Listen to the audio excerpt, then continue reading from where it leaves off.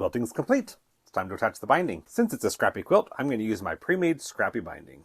Whenever I have leftover binding from a quilt, I just add it onto this roll, so I have it ready to go whenever I do a scrappy quilt. Now for this quilt, I did use some Shannon Cuddle Minky on the back, so it's kind of fuzzy. So instead of attaching the binding to the front, folding it around to the back and tacking it down, I'm going to do it opposite, attach it to the back, then I'll fold it over to the front and do my glue basting, and then stitch from the front along the edge to tack it down. So I always start by leaving myself a workable tail of about 10 to 12 inches that is not sewn down. This will give me enough room to join my ends when I get to that point. Then I just sew it with a 1/4 inch seam allowance. To get a nice mitered corner on your binding, what you'll want to do is stop sewing a 1/4 inch shy of the next side. Then you can pivot your quilt and sew 45 degrees off to the corner of the quilt. This just helps secure it down. You can also just backstitch. And then take your binding piece and fold it so that the raw edge is parallel to the new raw edge that you will be sewing. Just like this. And then take your binding and fold it back on itself so that the raw edge matches up with the new raw edge you'll be sewing it to. So here you can see that the fold lines up with the side that we've just sewn, and the raw edge of the binding lines up with the side that we're going to sew. And then I start from off of the quilt and I'll sew right onto it. That's one thing that I see a lot of tutorials don't cover, is how to start the next side, but you can just start it off the edge of the quilt and sew onto it. I usually backstitch a couple stitches just to make sure it's really secure in that corner. And then just sew down until you get to the next corner and repeat the same steps.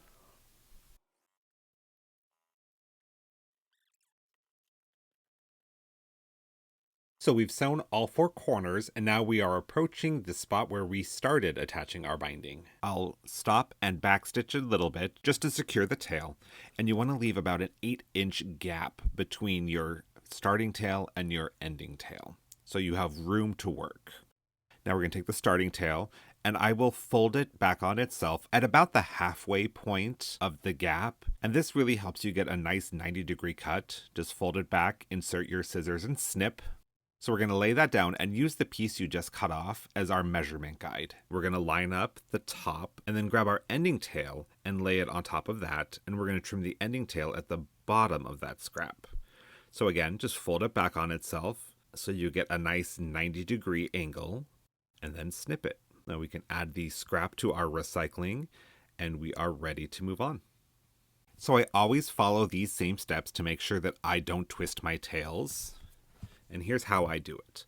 I'll take the piece closest to me, grab the raw edge on the upper piece, keep that still, and unfold from underneath so that it is face up. On the ending tail, you're again going to grab the raw edge, but this time the underside, and then open it up by pulling the top over so that the pieces are right side together. Now you're going to join them like this so that you can sew a 45-degree seam so that it matches every other seam in your binding and you won't be able to tell where you started and stopped. I do like to put pins in here just because you're working in a tight space and it can get a little squirrely, and then you're going to sew from corner to corner.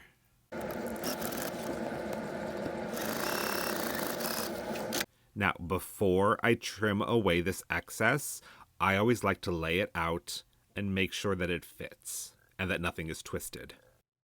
Now that I've confirmed that, I can go ahead and trim off this excess to about a 1/4 inch seam allowance.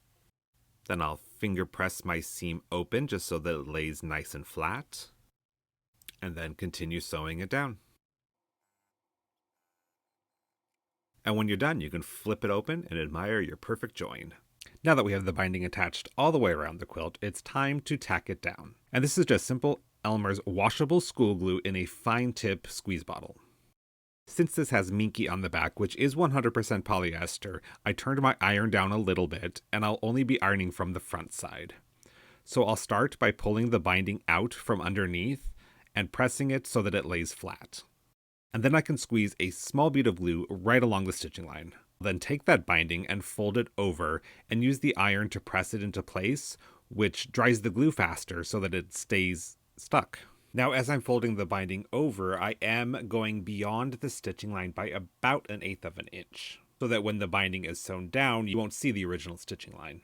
And when I get to a corner, I will continue down that side and go all the way to the edge. The folded side of the binding should continue in a straight line all the way to the edge. So as I press the binding into place, I will end up with a 45-degree clip off the corner, just like this. Once that's pressed in place, then I can put glue onto the next side. And a little tip I recently learned is you could use like a stiletto or a heavyweight straight pin, press that into the corner to get a nice crisp fold. And since we are just working with glue at this point, you can make any adjustments you need in that corner to make sure you have a nice tidy miter. And then just continue around the quilt, gluing it down and completing your other 3 corners. Once all the binding is glued in place, we can take it back over to the sewing machine. Now I do still have my walking foot installed, and that will make it a lot easier with all of the bulk that we're dealing with. And then I'm going to make my stitches just inside that folded edge of the binding. Now with my walking foot, I could just line the inside of the left toe of the foot right along the edge of the binding, and it gives me a nice little, about a 1/16 of an inch gap, and that's perfect for attaching the binding. So when I get up to a corner, what I'll typically do is go all the way up to the edge of the binding and then go 1 stitch further. So when I pivot the quilt, I will be on the binding instead of right on the edge. And then when I make it all the way around the quilt, back to where I started, I'll do a couple back stitches and I'm done. And it's done. I really love how it turned out. I love that you still get the effect of the ripples around the center, even though it's all scrappy. And check out the back. You can really see the stitches in that Shannon Cuddle fabric. And it is so incredibly soft.